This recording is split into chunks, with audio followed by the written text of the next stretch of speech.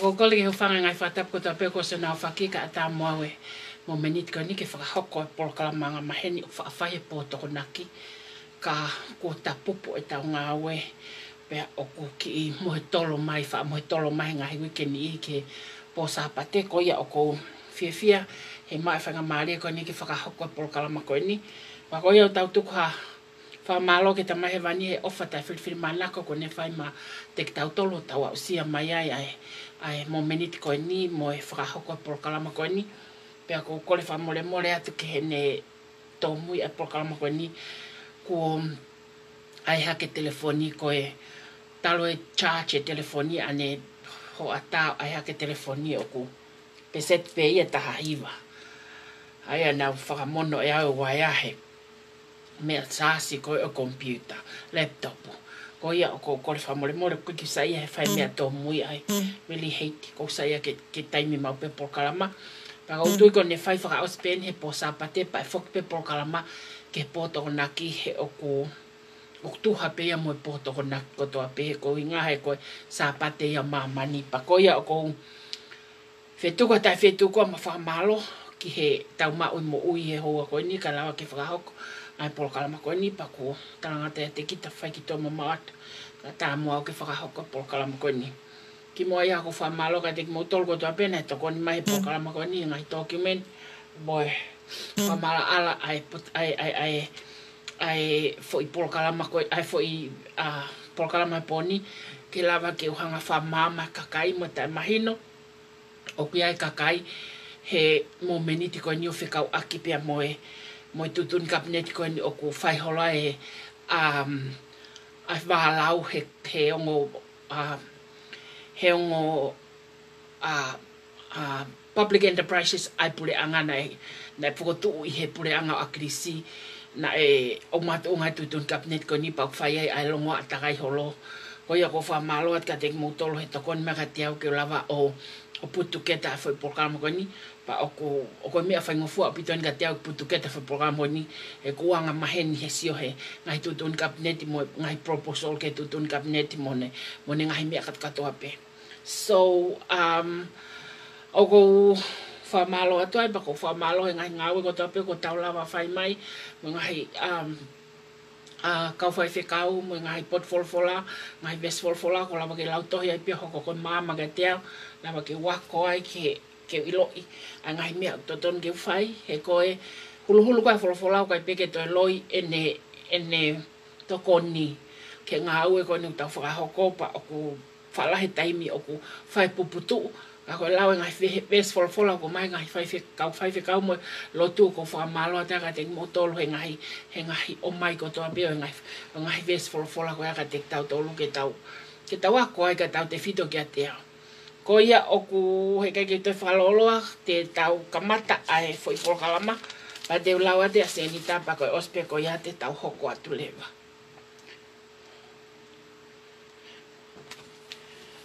Ko tō pike pōni ko māten ta pueluelo, mo tutun kapnet fika hiva tahavalu, a tahawa o katopa wanoa tahavalu. He pefo ke tangata ko nina teke ha tutun kapnetia, ke lava ki approve, ai ngā ua na whakahoko, e tui wata o whikau aki, pe me Pacific, pe ko satellite koe ai whunua. Ka te uwhai fo i tānoa ke mahino au pita pōni ka te motol, e ko ilo e kulahe kau tangata eiki, mo kau whine eiki, o nau mamata mamana, ko maupena toke nau mamata he special hard talk, pa ko uloto ke atun ke au ka te motol, pa ko ki motol na motohi mai mi tonga, ko e foi por kalamain te whakahoko e pōni ke lava ke mōsio ki ai. Ko matenda pueloel ma tutun kapneti hiva tahavalu, au tahau au katopa, wano tahavalu. Neongo ni osfai e por kalama a tui wata here tio kolope, por kalama a tui wata pe mo tāpinga, he kono mōni foki, o ku kono tāpalasia ko a tui wata pe mo piveni, o ku kai kano tok whaien. Nai whai pe tāpalasia o tui wata mo piveni, he koe nau ilo koe nai whanongo a krisi ke ngahi me alahi me hengo tangatani. O kai ke uhingai a koe whanongo a krisi ko hanga a krisi o whakata e hangai hono ata mai rei i kai. Kana it makes sense ngai tala noa ngo tangata hai koe ngo tangata ata mai ia no tau konga. Pau kai ke totone ke hau hataha ia ma ane ta e whiauna ma ane tau whihia ke ne hanga whakata e au ngai ai ilo mo mama o mau he ngo tamai o iki koini.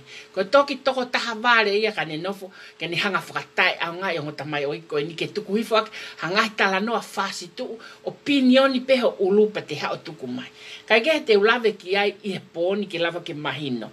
Ko ngā ulaki koe ha ana tula o tutun kapneti. Koe ha ana tula o tutun kapneti. Koe ko ngā ua, koe ha uhinga tutun kapneti. Koe ha uhinga tutun kapneti. Ko ngā tolu, koe ngahi konga tutun kapneti hiva tahavalu. Koe ngahi konga o tutun kapneti hiva tahavalu, he koe part A, pa koe part B, pa koe mono ngahi tutu uni. Koe ko ngā whahareva, koe ngahi makatuunga o tutun kapneti. Koe ngahi makatuunga o ko tutun kapnet ko ia. Pa koe konga ni marewa ko whaka uhinga a special hard talk o whekau aki mo foi tutun kapnet ko ini.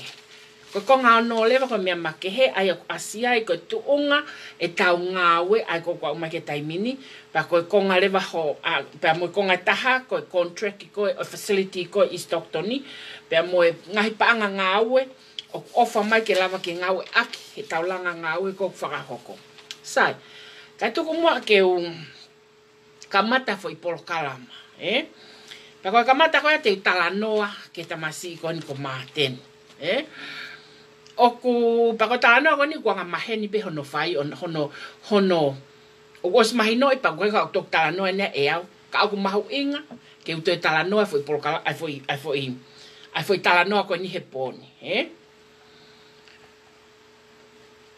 O waifo ke whahinga whakauhinga ia pehe, o koe ke kovi, o koe ke kovi ai fie pale mia ia mateni, pa o koe ke kovi ene fie tokoni pale mia anaia, o koe ke haku taha aku ia ke whahinga whakakaukau pehe, he tau ataina pe toko taha ke ene opinioni, ka mo whanongo, totonu, ki he mea koe na e hoko, ke lava ke mohanga whakamo o nii ana tula o tamasi koe ni.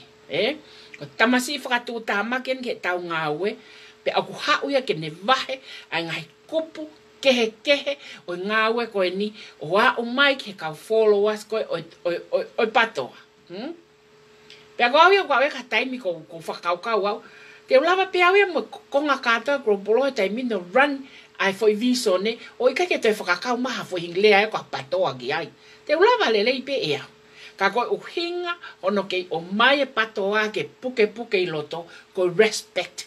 Foi uhinga peta ko respect pe. Ha mea pe ko whai ko kuava ha koe ke taimini ko ka mata fuke ngai launga. Pa ko pau ke whakahoko ngai o wawha pule a ngai he koe ui ngā koe ha. He mata ai ngau ai alau ngai pa tene ngai ta ofi ai ngau e koe ni o hai o koe ke ta e benefite ai. O kovi ke masiva. Koe ke kovia ka hau. O koe ke kovia ka saloni. O koe ke kovia ka ki mautolu koe murini. Koe kovi ke ai ko hai. Koe kovi ke ai koe masiva. Pa ko pau ke mawala ke lesi sita ngau e koe ni ko hono ui ngā koe ha. Hono ui ngā koe ngai launga. Na tau ngau e tau atai na peki tau tolu. Ka koe whae launga koe ni. Sai. Ia taimi ko toa peo ko wala ke sio ke pule anga he mea koni. Ula ke mea peo tu he ko atamai ko hai ko agris. Ko agris. He na ta e agris paka mo tolo ko ai fale a pehe. Na ka ki ai paanga agris ia. Na ki ai paanga agris ia ko na mai na to ai paanga. Pa ku lahe lea koni a familia agris. Tau te fito ke familia agris. O na fai lea koni.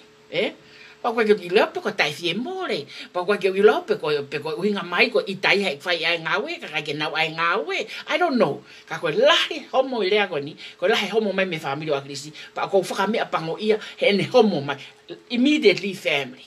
Ka weta me sigon ko maten. Ke mo frato ka nga iange. Ko nga ngawe ko to na fai akrisi. Ko ngawe faka politikare ia. Political movement ia. Pene kai ke fie mau ke to ya tangata e to atamaiua mo akirisi he ko uhinga ko foi visone ahai visone akirisi pe ko ia pena neha nga kine vao kine safa mo me ka to pe he ta o e fa noa hono o mai tangata ai foi visone o tuku mai ke ko lea mau akpe kono misiona o naia kono whaka maala ala vete fihi whaka maala ala vau pe toki tofa loa fuhala he tau e whanoa koni o a ona e whai revolution o tuto nuk alofa o a o liriu e pure anga o ne tuku mai ki he pa ne malolo hui e ne mahaf tau pa ne tokoto ki hono mohenga mau o ne mau ha malolo sai ko tau ai nia wo mai ko ke o mai ki tau ai tu malewa tangata ko mateni ha o pehe. Ko hau ko ta wene taha hiva e ko mui he ngawe ko ni 19 years e ko mui he ngawe ko ni.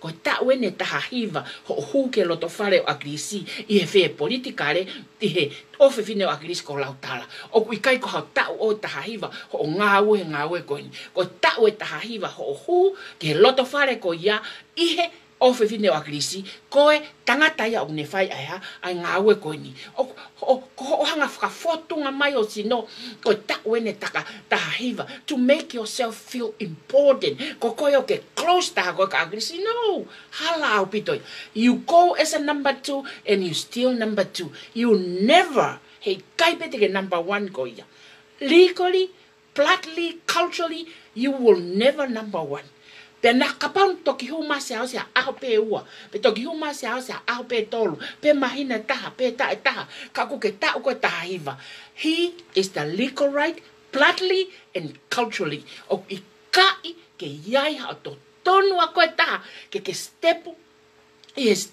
o ku tu asiasi you are number 2 ko nam fikaua ko ia ko fikaua ko he bloodline he foi sia kare o fa politikare but you are outside of that house you are outside of that bloodline you are outside of that inherit you are outside ko toko taha ko itua o ka pau ko gianga taia o fa mahino atu ka koe ai me ako ya ke mahino atamai mahino ia he poni ko tangata ko ia itua me he ngaue a tangata ko akris he ikai pe he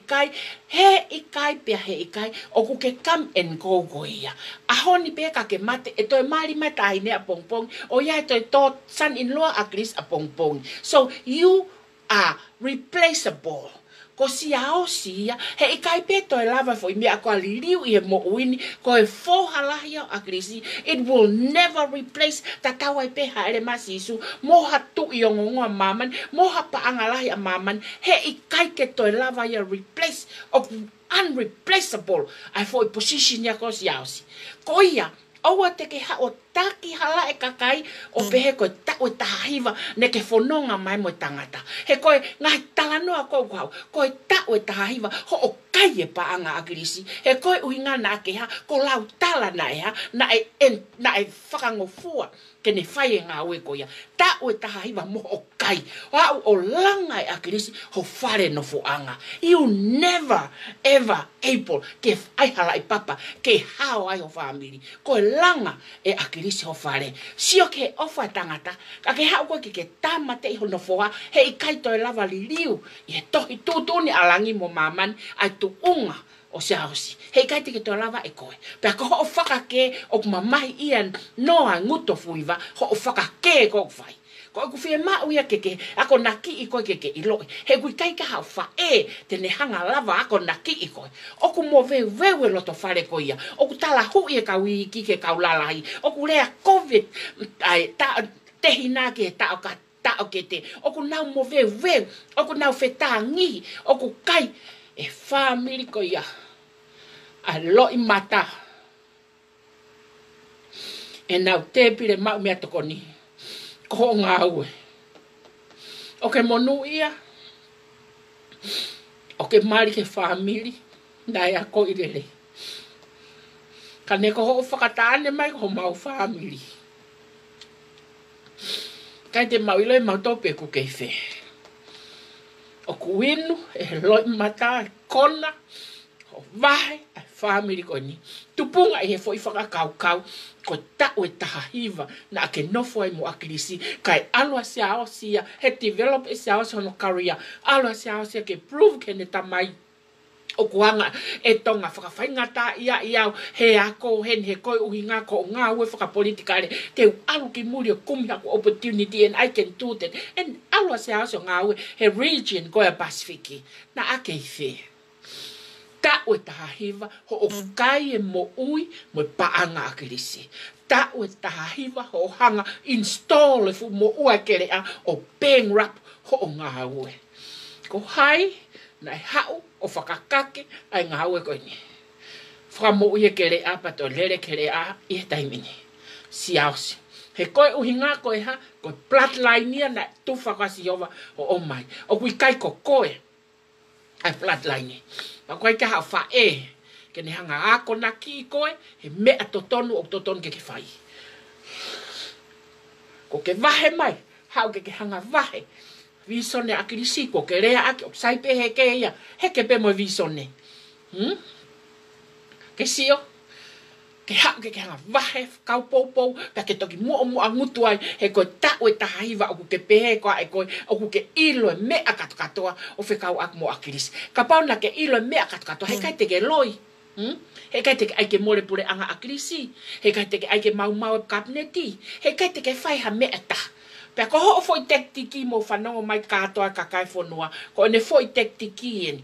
Ko ne hao whakapipiki hono sino ke koatimi, ke me ke kropoloha, rea kovi ke koatimi, ke pehe okuha, oku ikai ke maupoupo ke koatimi. Ko uhinga ko ha, ko uhinga kai toi ai. Ko ne foi tektiki ia, ko ne ke puke holope ihu ko se misika, e ko se misika is a good person, ka vai.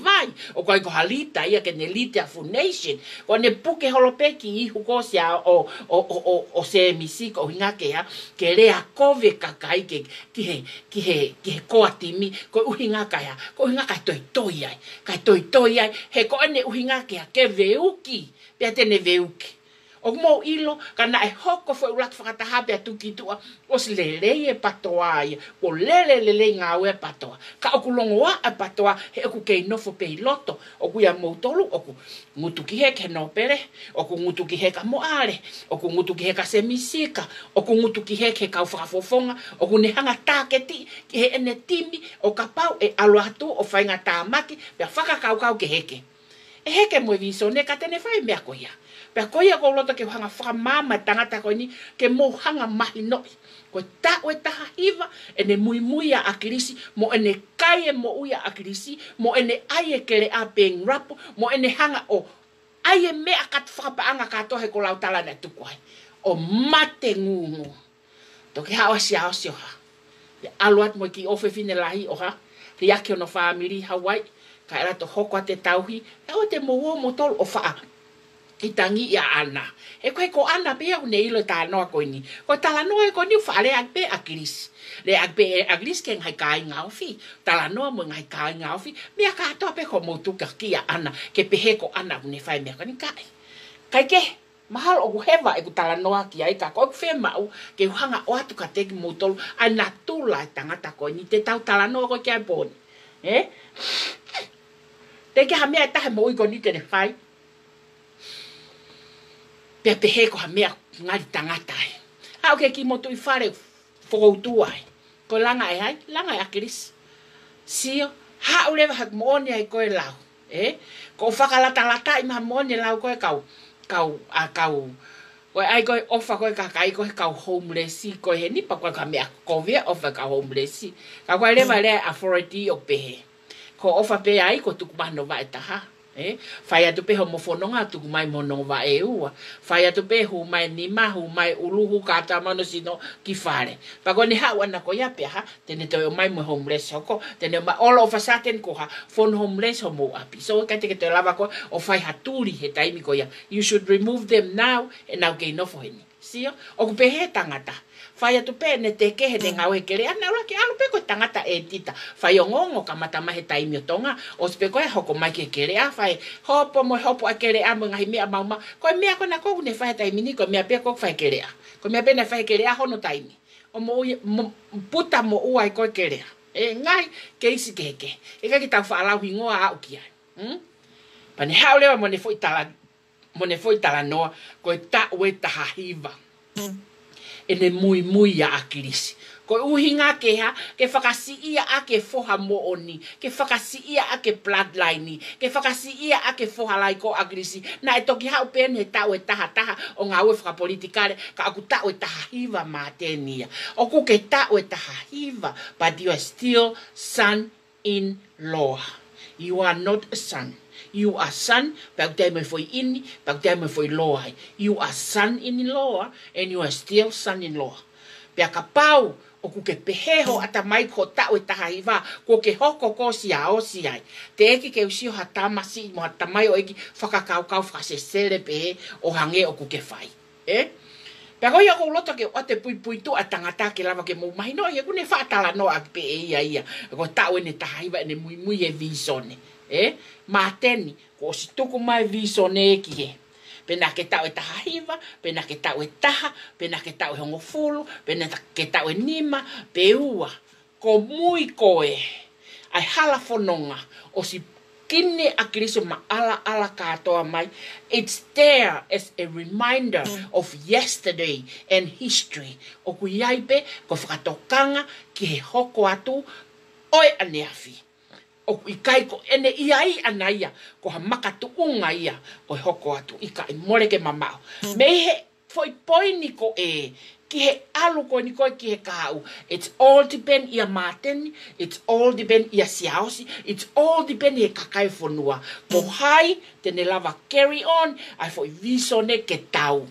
He kuia e tau mu a visone ia. Pe au kuia no makatuunga o visone ia. Pe aku ilo pe ia he fefine, mo tangata kotoa, o ku lava lau e tohi, pe mo lava alu ke heako. O ku ikai ko koe pe ia taha, ke toki whakamama fonua. He kou talatu, kau ka alu atu au ki tongana, o whaiha, ui ha whakataha e patoa, pia ke ui ha whakataha e patoa, te talatu, e hake holo ko ui au whakataha e patoa, ia te koe, ko tau e taha hiva, talho lui mai. Makatuunga i he ha, makatuunga i he ngoi, o lau maari e tangata o kuia e ha, o kuia e spirit o otua, o kune whakahino ia, ki he mea o totonu ke ne whakahoko. Pia kou tangata, talatu ka koe, ai fo i mo oni ko ia keke i loi.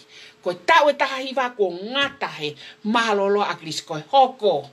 Ko koe ia moau, mo e ta whai e ngā we ko ia. Pa ko mea pia ko ke whai aki, hono hoko viso ne, ko double talk, pa mo hot mouth, ai ka kai katoa koe na eof koe ka akirisi, ngari, te ke tō lalo ai, koe kakai au ke whehia taha ki ai. Kakai pia ko ke tō lalo ai, au ke whehia koe ki ai. Koe ke whi alu ko o ata siasi, koho whakalahi. He na e o atu koe whakalahi ke family. Koe tau mari ke family koe ia, koe whakalahi ki tau tolu ia. O kui kai ke tau atu, tau tolo hoko, koe one of the bloodline. Where did you get that from? Kai te whakanga. He ne kai ka whae ke hino i koe.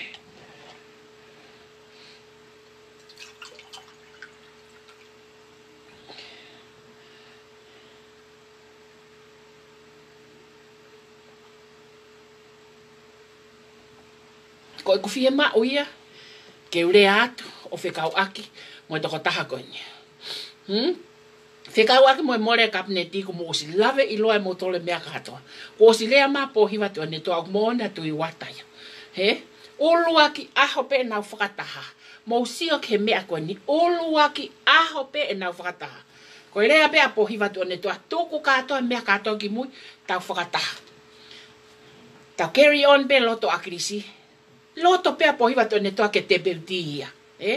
Pare mia ko se misika. Loto le lea pohiva tone toa. Ko ene hupe ki tu akua. Hupe ko ki tu ako laka mateni whahe no longutu. Oha, veteke. Veteke fotu kwa. Nau whakataha tō wāt penawa. Nau wākovi. Ai mateni nai taha e pohiva tone toa koe futepire. O si ilo e pohiva tone toa ia. He ngahi telefoni at ki ai. Ho mea koe nai whai. Koe hamea koe teke lava hao. O whai mea koe ia. Ka ke hao koe toki taki. Ai whakakaukau e kakai nai alu koa. Nai whai koa. Ai whare i me atense ni are. Kau lawe arewa ke mea koe ia. He o kuta e hoa. Ene foi talanoa ko malolo fo aglise taimin pa ko pau ke tawala ke ngai mo ni me ko goko ke lava ki tawhanga compare monolong gutu tapol talk ne pehe na fare he attention yare o ku ne pehe na fe kauia akirisi ke alu ke attention yare ke fai ha whakaino ino pe ko fai ha ngai tutun whakalao pe ko ngai tutun whakalao ke lava ke sio ke attention yare ke lava ke whakahoko. Ke ne whakahoko, he ko ngoi akilis ko vai e ne whaapuke ke malolo. Ko foi tāna fuke na maten. Sai. Ko ia ia ne whai tāna ko e taimini. Ka mo whanau mai ke foi konga koni. Po e taha, nei alo e kona. Alo e kona pe alate o lotonga tokoto tangata iki i honau api. Alate he pōko ia o whawhango e tangata iki. Whawhango tangata iki o whai tānoa ke. Whai pe tānoa, whanongo mai whanau, ko tūri tangata iki a maten ki alu. Ko whai mea moonin, ko eku o atu ke muhanga whakahoa, e ne tānoa ko une whai koe attention yare, na e whai whare i ke malolo whakahau kua he ne lau. Pa mui whai mea koe na ne whai koe koe api. Tūri a kris ke puna alu, puna alu. O na ke toi nofo mai hen. Pea alu. Alu a kris kai huate whanau. Ua te whanau e ka agris, ko hea mea ko pehe ai, ko hea mea tamsi.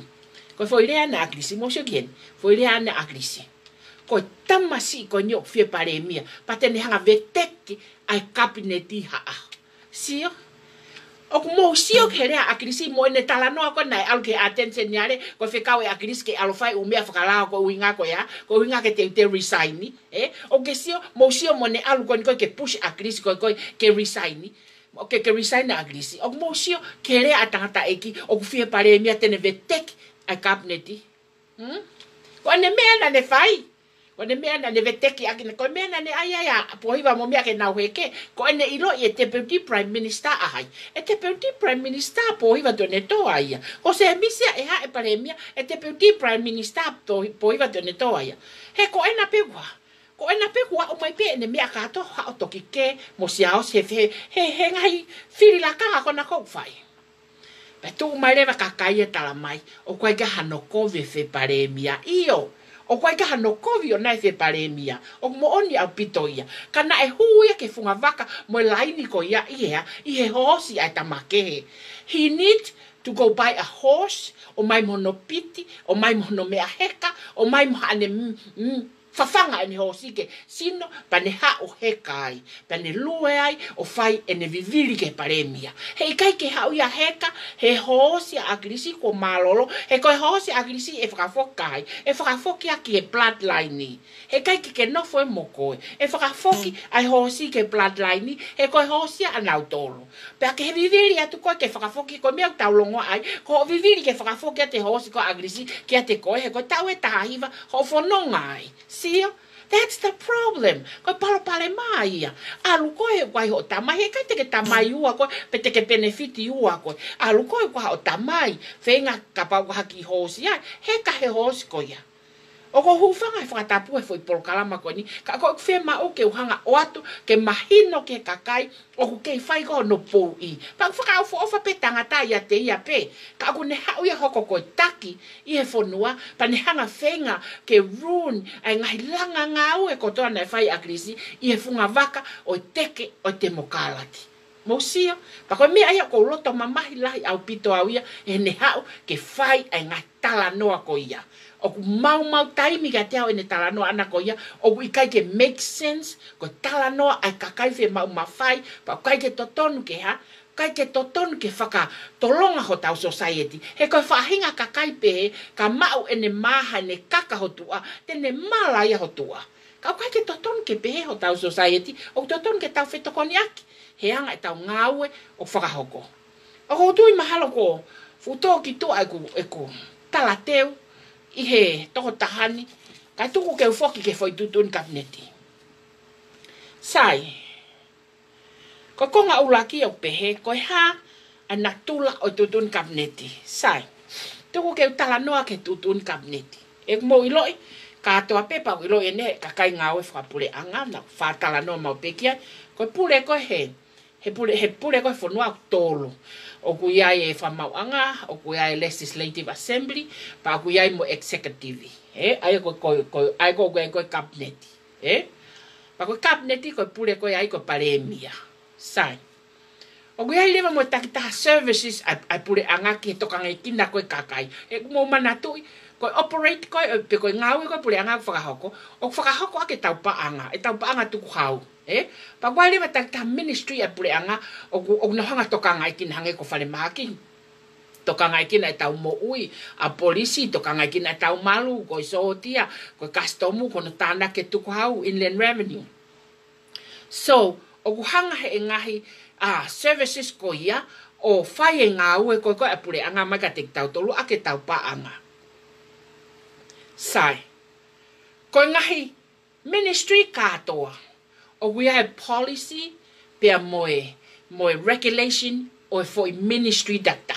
O kwa policy, pia moe regulation, o foi ministry data. Pa te tānoa ki hen, sai. Foi whakatātai ne ta. Kapau, o ku ota ai tau pehe o ota e kastomu, hanau meiri mei post office, hanau stapa mei post office.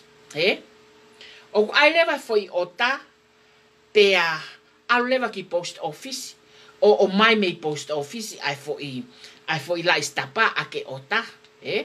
Pa ko ne foki mai koe o tapa e hanga lewa e post office o te e mea na ui he taimi koe ko general voucher. Aia ko voucher a pure anga o kuua. There is a general voucher and there is a expenditure voucher. Aia ko general voucher ko voucher peia within a ministry mo ministry. Ai pure anga. Pa ko expenditure voucher ko voucher ia to tongi ki tua e pure anga hono ngai mo ua. Sai. O vale pe ku ia ha ministry, o was mau ke na ngai regulation mo policy whakaaho, ke na ngawe mo na ngai daily activities, os mau ia. Ka ilonga ku ia ha foi projecti, pa te whakatata eni.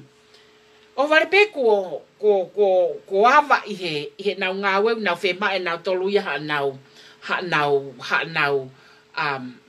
accountant, hana totaha tau ipaanga, Ka oku ikai, ke iai ha totaha tau ipaanga ia, ihe patset lolotonga, Aya oku atsaut lewa ia, ihe foi polisi. Koe foi polisi, koe kakai kotoa pe e vahe, ihe patset o tau ko ia, oku vahe me he patseti, kua pau ke os ave nau hingoa, mo nau teftoi vahenga, ki whalearea ke pasi hono vahenga, ie foi teftoi patseti, pa tuku mai ke ministry sai. Rotonga koe lere koe activity koe ai ngawe koe a ministry, ihe tau ko ia, o whia mau e ke toi ai accountant ia e taha, he koe ke lava he kahi accountant koe lolotonga, o whakahoko ngawe. Ka, o kui kai ki ai hapa anga ia e allocate he patseti, mai foi accountant for all ko e. Sai. Ko mea rewa, ai se kei kare pot ngawe ko ia, pia mo minister ai pot ngawe ko ia, ko hono fai e tohi, mehe pe kui ko proposal atu, o fai e tohi me ministry ko ia, pe ai ave lewa e he minister ko ia, o hangatonu ki office palemia, mei office palemia, ki he kabineti. Ke ai hano tutun kabineti, he oku i ngā uku ha, oku i kai ka ha policy, moha allocation o hawhani, ke nau hanga whakahu pe ata, pe nau whakahu, ta e ai ai approval ai kabineti. Pa koe foi process for all ia, ko pau ke allocate, atu pe ene vahe, allocated mono positioni, allocated mono duty, me he ministry ko ia, he minister mo se ke dari. Me iai, ko tai mini mahalo ko to o me office palemia, o ave ki fe, o ave ke PSSC.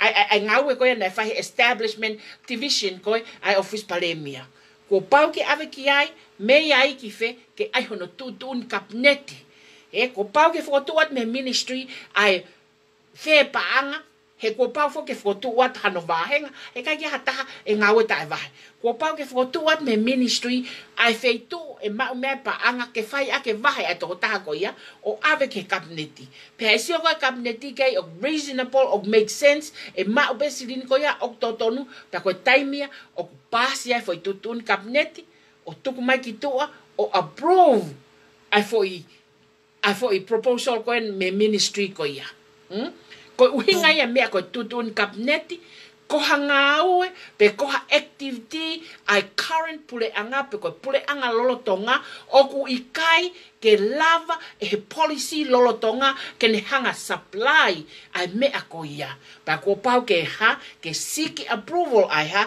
ai cabinet decision pe ko cabinet kai to lava faka hoko ai fo ngaue ko ia pa ko faka tata tene to ta va a hu fo o mo to activity be hafahinga activities ai ministry various ministry ka oku ikai ke cover ihe current policy mo regulation and ministry ko ya ai fo ngawe ko ya ko pau ke algife ko pau ke alge tudun cabinet ke approve pa to glava ke fakahoko ai fo ngawe ko ya he ko me ai ko okutala noa ke amateni pe he e mateni na ikai ke ai approval pe he ya ai tala noa ko ki he kasfiki mo tala noa ko ke tonga satellite pe he e mateni na ikai ke approval pe he ya pa ko foi process yen o ko tala noa to ko ki ai ka iai ha activity for all o fakahoko he ministry ta ka oku ikai ke iai ha current regulation or current policy ke ne hanga cover for me akoya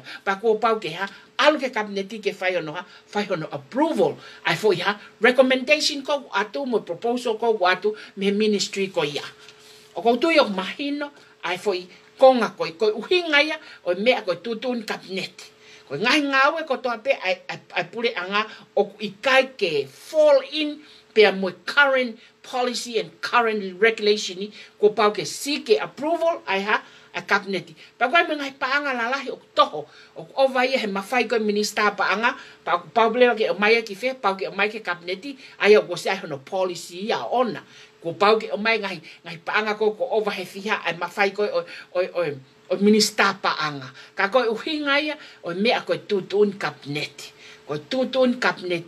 ko ha mea o ku ngawe ke pule anga he ngai ministry taha ka ko ke lava he policy lolotonga o cover pa ku praule ke ha ke siki ai approval ai cabinet ai ko uhinga ia ko amateni ko ngawe ko na fai e tu iwata na ikai ke approve he cabinet which is hala ia o fakata ke tutuni hivata havalu hala o pito pe hala mamao ko ia ko tu mahino ai ko ngaulaki ka tek motor ko ngawaleva ko mau inga tutun kabneti ko ha mau inga tutun kabneti ko mau inga tutun kabneti he kune hanga tauhi leva ai malu ai kau fai tutu uni he ka uhinga ka ke fai hanga awe o ta polisi pa ke fai hanga ko fala gon ke procurement ka ke fai hanga ngawe pe he ko mo sio ke tanu hala kai fo ke hano policy o outside the policy mo regulation ni mo procurement ko ha me na fai cabinet ko passe foi tutun cabinet ke ne hanga overrule the current policy and current regulation. That's what the cabinet did. Te aku ha o whakala o le vai ngā ue ko ia he koha he ko o si whai he cabinet ia ai mea ko ia o si hanga e nau tolo approve i he cabinet decision ni ko foi committee o ne toka ngai tanu hala minister paanga minister moi paremia sia o si approve ko toko tolu ko ko nau tolu e te nau tila mo procurement ni pa ko procurement ni ko hai o se ai minister paanga pa ko minister paanga ko hai o pure he tanu hala komite tanu hala minister paanga sio ke conflict o interest he ngai management ko o ai ka o ha fall in be he lao he ha very little hono tohi policy mo lao ai fonua o o ke ngai ministry ko pure anga ko no mau inga ia o tutun cabinet ke ne overrules ai ngai me alai o whakakau kau e kau taki ke whakahoko ki helelei ka koe tanu hala o whakahoko ki he kovi. Pa o hanga e tutun kabineti o ha overrules a current policy, mo current regulation koe o kune whakahoko a fo i ngā haue ko ia. O mo sia ke kohono mahu inga ia o i tutun kabineti. He koe taki e hono ua ki he whonua koe ha, koe pure anga. Koe taki ia, koe ia o ku hoko ki ne awhio. Koe tui pepe ha, pea pare e mia tonga. Pea koe au ne whai e tutun kabineti koe ni ki he tanu hala, pa kono mahu inga ia tutun kabineti. O hautui, o mahino ngai whakatata ko o atu ai tutun kabineti. Ko konga tolu lewa, ko ngahi konga tutun kabineti. Sai. Osi e ku lau, pea toi lau, pea toi lau, pea toi lau, ai tutun kabineti. Ke mahu inga maari e ka tea fo irea whakapalang ko toa pe, ke lawa ke uhanga vete whakalao. He koe ki fo i lao fo ki au. Whakakata pe.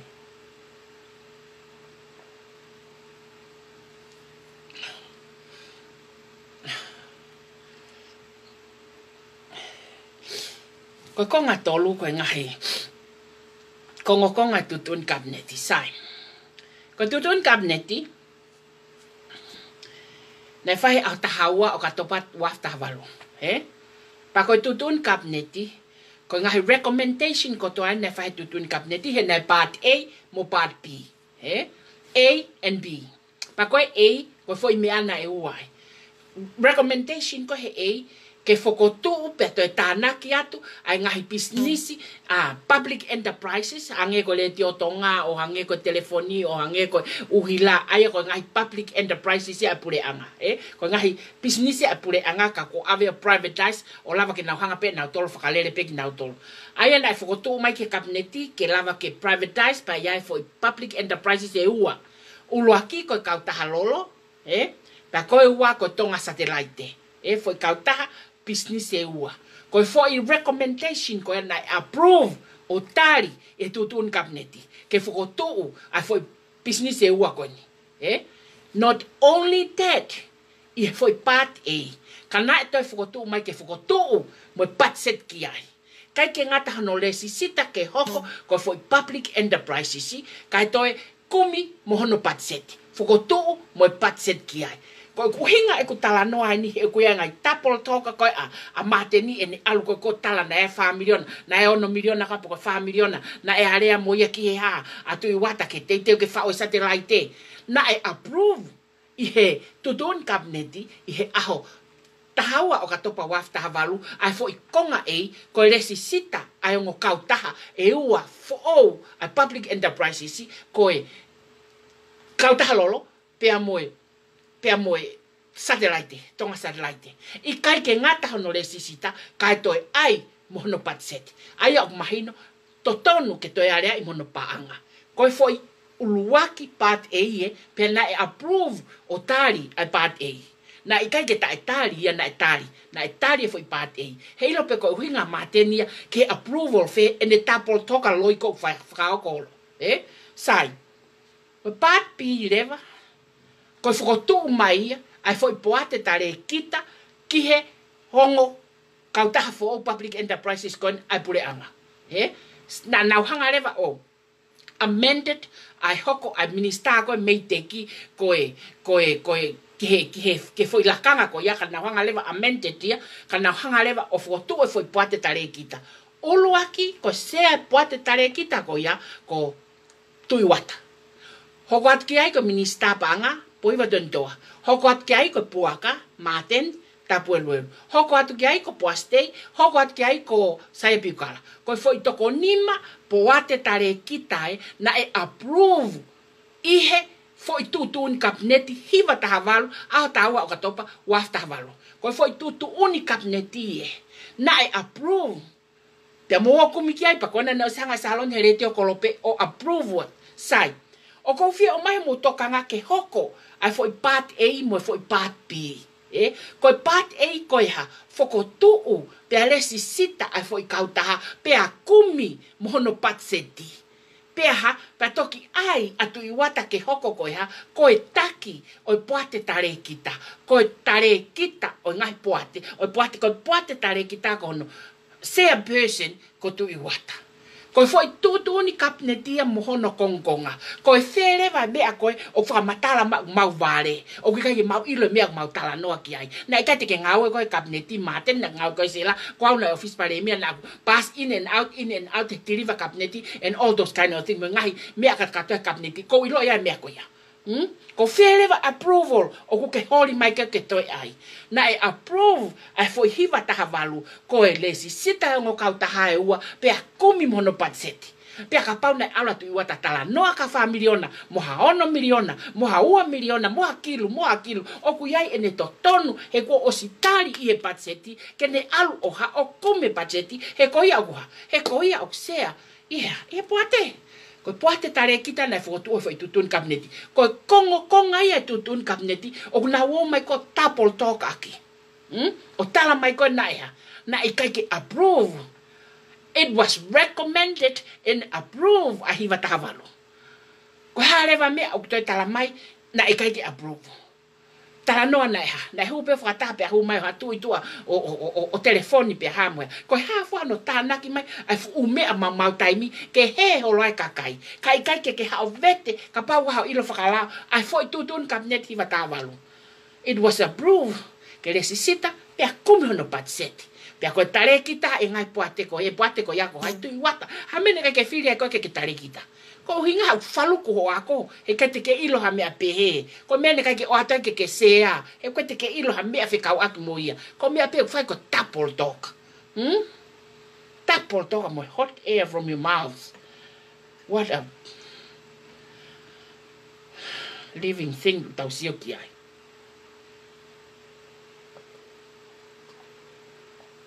Ko foi tutunia, ko foi konga tutun kabineti. Ko hare va mea to yo mai ko o fa matala mai ko o ku na tari ke approve. Ko tari ke to approve a feia. I have foi mea. Ko have foi to fa ton lea ko mo mea ko fai ko ya. I kai ko tapol to kaya. I kai ko fenga ke ongo kovia tu iwata. Ko fenga pe ko ai ko hinga ke pehe o ku. Ofia tu iwata pe mo piveni te nahanga aya se aos ke kovi. Hambea koko taimini he mate ko ni koi ai. Lotonga no fufare koi mo whakatapui koi koveti. I kai ko ngawe pe Amerikania o ako pe me tataha api no pe whaiako i api no mai pe whanau. Na wako pe ko motua i api whaiako te hu mai ko heko te whaiate motua ko marie ko wake. He tatere holo a aku ia koi he nau wako te soat ke whanau e nau laini mai. I kai si mei nofo pe kakai mi whakakai si nofo pe kakai pe mi. Tonga tapu wha, o whaiako mai pe ka whaiako mi a sasoane pe a mo tonga hai mo mea ka tauta te whanau. Sio, tonga tapu wha, mei lava foi mea koe ni koe na teu ke ahe polkalama koe na agrisi, o whai e mea koe. Ka ke lava whakahako ne ka ke loto ke a matenia. Koe na une tala mai ne ka ke loto e ki ai. Foi satellite ko ke loto e ke whakahoko a polkalama satellite koe. Ko winga ia hono hanga koe a Chris o whenga ke whotu o satellite ai whonua ke maa ka nau lava o whai nga hinga aue koe ia. Pea ha o vale o tama te nga aue poto. Ha o ia ke tapol toka nga aue poto. O mo sio ki ai. O ko whaka o whai au ia o mo atamai o mo mui koe ai. Whaka o whai au pito au ia. Ka ko ofa mai ka pau mo fe whanongo e viteo e boni mo whanongo. Na e approve e tutun kabineti hiva tahavalu i e aho taha uapa. Na e part A mo part B. E koe e ko fe mau ke resi sita, pa mo fe mau e part seti o ngā ue ko ia. Pea koe part B ko ngā puate tare kita. Pa koe sea he puate ko tui wata. Ko tui wata lai sea he puate. Ko tui wata u toton kene ilo tahe mea whikau akmuia. O koe ko māteni u toton kene ilo tahe mea whikau akmuia. Ka aku alfo ka tui wata a rea ko hinga koe ha. Ko sea person he ka kene takia e a koe ke aluai. E ko koe it's only a member. O koe ka foi ulu i wheke ko ia ke alo mui e ngai ngā ue whakataki. Ko koe ia ko toke ala peo whakatapuate. O koe ka kaunga a koe he alu a turi wata turi fua e palani mohono turi tau mua mo i visone ai tangata ik pare mea ke whakahoko i he ongo foi new private enterprises na whakahoko. Ko koe ia koe just be the right person in the right time. Ko foi konga ia o tutun kabineti.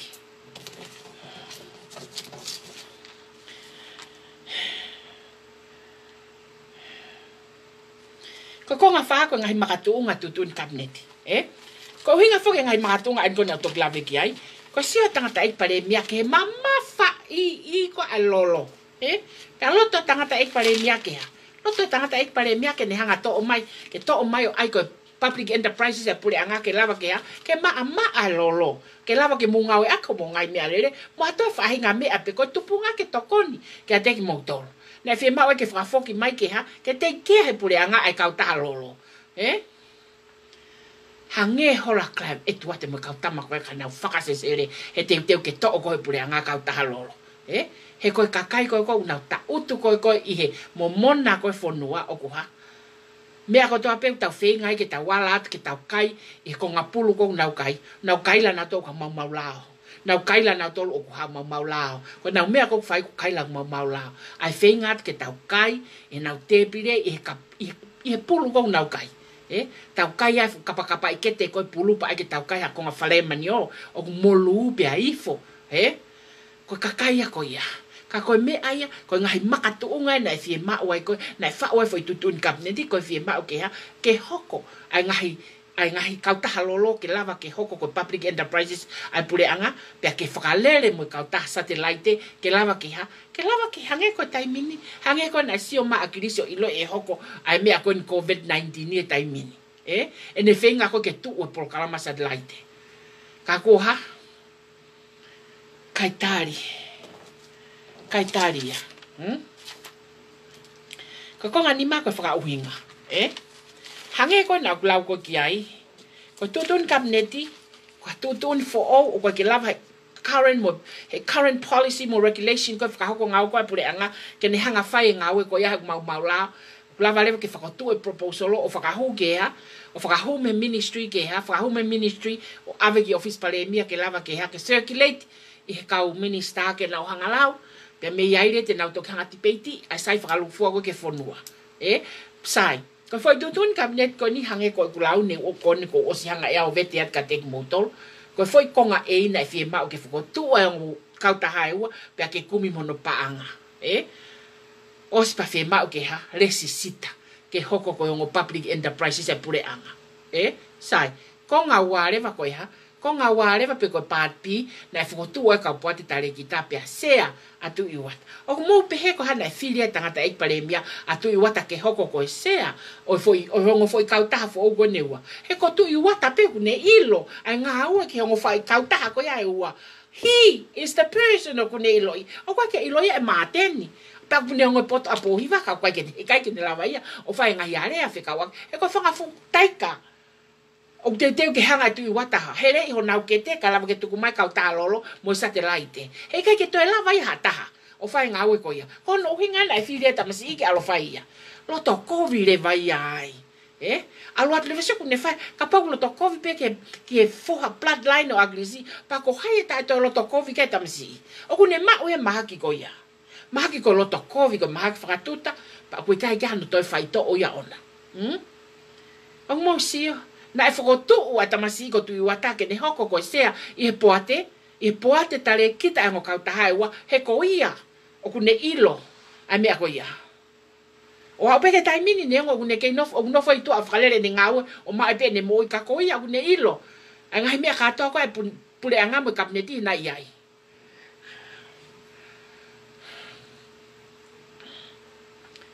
Ko e ku whakauhinga e ke tutun kabineti. Kana e tala noa tu i wata ki a wha miliona moa ono miliona moa mea pe. O ku tala noa i e foi tutun kabineti he kono whatongi aia. Ko harewa mea tu e hao tala mai. Tala mai mau ware. Whaori. Whaori au pito whainga tā noa pe he. Ke whanongo ki ai. Hono tuki lalo mau ata mai reo tala mai ku mau ware ki mau tolu. Ko konga wha mui lewa ko mea makehe. Ko mea makehe ko ngai tuunga e tau ngā ue. Ko ngai tuunga tau ngā ue ko tau au kia i taimini whakawhie maari. Au pito tau ngā ue taimini. Lele e loki ngō ue. O ku lele e loki lālanga. O ku lele o ngō loki scholarshipi. O ku lele mo ngō loki trust funny. O ku improve au pito ngā ue. Pa ku lele mo langa whare. O ihe makatu unga lerei au pito ai ngāwe whahauka kropolo ke tokon ke masiva. pa ko ilo ia lahi a kakai ko nau tohi ta mai ka te au whikau aku me tau ngāwe. Kai eu kei whaalawa tai tare kakai. Ka ko whai hoku tōku ingata ke oua nāri e kina hataha e koe pātea visone. Oua nāri e kina ta. Neongo ko neki tohi, lau noa ko neki foi tohi mai pe. Hi. But I still spend time ke return and reply ke tohi e kakai koe ni. He koe tuai pe koe e ku tohi atu ku hao lewa fu tohi loa. Une feel lewa o ko si to kangange. Ka pau o kusi ne ngoi o ko to kangange o ko no fau he mai le tolu afe mama o me ai fe ki mo tolu ka whakafofonga whare area. O kuhawa ha mo mata pāke si o at kai kakai fe ki mo tolu bale mia pea mo kāpineti o kuhawa ha mo mata pāke si o at kai kakai pe mo tautu mo tolu mo whakafosea whakafofola. O ko ofat ke kakai mo si toe mo tangi he tuku hausia. O tui pe va veni au pito ko polo kalama langa ngau e kropolo o ne fenga ke ha ke aki e masiva pe o na left behind ata pe ko tui te maua o ki ai in 2 years from now lava ke to o me a katoa o falere tai mini pe ha pe hoko ko me ke ta fia katoa ta fonua pe ko ia ko o fat ke tek motolo o tohi mai ko whikau aki pia moe. Ngā toko ni moe mea kātoa ko ia. Ko tui koe pe taimi ho hae gure o. Pa ko au, when I try ke ilo hataha, pe ko hatoko taha totonu koe, pa ko hatoko taha hala ko urak fu sipi e ho ke te ake ngahi language o ku kaki whamalawa tari. Ka ko whanongo ke taha ko toa tau toa no masiwaga tea. Ko whenga ke uhanga whakapotu tatau e mea kātoa ke tuha mo tonu ke kakai. Ko hoku whatongia ia, pa te whaipe whatongia ko ia ka arewa ko wao, le lei ke polokalama, o tau mua, o whaikai ngā ue koe ni. Ako tū le lei katoa, e tau foi polokalama ngā ue, skolasipi, ngoue, la langa whare, trust fund. Nima katoa koe tene haveki, e ia, a kausia i nai tonga. Ai ko fiu ko atonga ko he tala ko no foi sai na ko sai na kai e mo kai. Kai pe ka tate ne lava fangao. Tu hakeleva diaspora no tata na ke tirila. Tu hakeleva diaspora. Tai mini oha. Langa. Ai mo ui. Ai masiva ki tonga na mau mai ke ni ke hoko ko mo fakala. Pa ko e ofa fakasisu kala si ne we ho mau mafu ke fai fo ngao ko ya. O koutu ko tau hongongo e whekau aki mo tau ngahi ngā ue. Ko e mea no hoko, ko contract ko facilities Doctoni. Ko taimeni o lotonga whakahu, ai fo i laiseni e ngā ue ai kropolo i Amerikani. Ko lahi no tāpalasia kropolo, pa ko pau ke lesi sita ngā ue ai kropolo i Amerikani. Pe au te eki ke ai ke lava le sita, a ku ai laiseni a te kotaha ia te ki mautolu, o ku lava whakaau ngai, ke ngahi uta mea kai katoa koe ni. Pea oku whakahu ai facility i he toko tolu, oku nau whai ai contract kon koe ke facility. Pea oku lelelelei pe, pa oku loto pe ki ai ona koe whare, pa ko whakamalo hono mau, ko tau area ke tau hiki ai, mahalo koa te hiki a wawe a Peter Stockton. Ko ia oku nau kamata ke whai a te whangaki talanoa, ka pau hata hau hoko ke whi rent ano office, ata, te mau whakalere polo kalama ke ako e whanau, te mau whakalere polo kalama ki hono adopted ai lea whatonga, mo tau olunga whatonga, mo ngaianga whatonga, i he koe, foi loti koe ni koe business college. Pa koe ke toi lere tai mini, pa kuloto e o nai ke whakatau, ai api so, o mau fia au pito ke mau lava o ngā ue ai, pa ko pau ke hoko ai mea ko ia wa veni mai au pito, hano sio ke no whakatau ai foi elia ko e ni. Ko mea ia whikau aki mo facility, ko e ngahi paanga tokoni ke tau ngā ue. O koe ai kakai, kuna ofa mai ngahi paanga tokoni ke tau ngā ue, ke ngahi ngā ue koni kou whakahoko, hange ko ngahi ngā ue tuai, o mai paanga ahai, o mai paanga jeb tafe, o koe kau investor, i loto i he fo i kropolo o kulava ke talanoa moau pe aku te eki ke uhanga open ha chat room ma nau tolu ke mau talanoa o nau loto ke ofa mai paanga ngā aue ke lava ke whakahoko ake tau ngawe kat katoa peka ko silini ko niku pau ke ave hono tupu o ona ko pesete hongo fulu pa te talatu hanga ton kien. Aia ka pau ku ke no e tola tahamano e oat ka te koe tupu ko pesete hongo fulu. Aia ko pangai tahafe te ke payback ke silini ko ia. Ka aku ia kau investo atonga o nau loto ke tuku mai nau silini ke whaka ao ngai he tau ngai ngawe kotoa. Ko ia ngai chapter ko toa pe o ku kore ke ngai ngawe ko toa pe whakahoko. Ko pau ke lesita laiseni ia. Ko foi arc e o laiseni. Pau ke ai foi laisen te fito he. Pa ko chapter katoa o kui whakahelau affiliates. Pe hoko katoa to tie up ke foi organization ko ia Amerikani. Ko ia ko kuloto ke hanga whamalala ka te motolo ngai ngawe ko toa pe ko taulere tau ko ni te taulere lolo mo mo kato i kai. E alupe ke ngata pa ka ke to ala tahaya ko no kato he ko o sia siri ni ngawe ai ngawe ke fai ake ngawe mo mea pe fai ko invest pe he tau ngahi me au tu i tonga ke tokon ke masiva.